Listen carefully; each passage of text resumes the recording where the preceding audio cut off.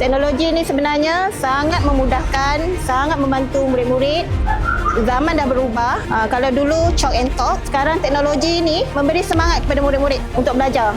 Murid tidak bosan, seronoklah.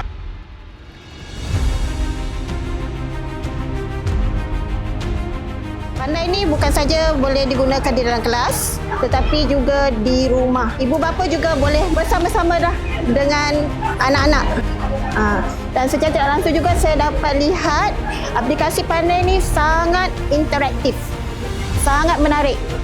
Okey, bezanya kalau dulu, murid-murid biasanya dia belajar melalui papan hitam, papan putih, bertukar kepada papan putih. Sekarang menggunakan Smart TV.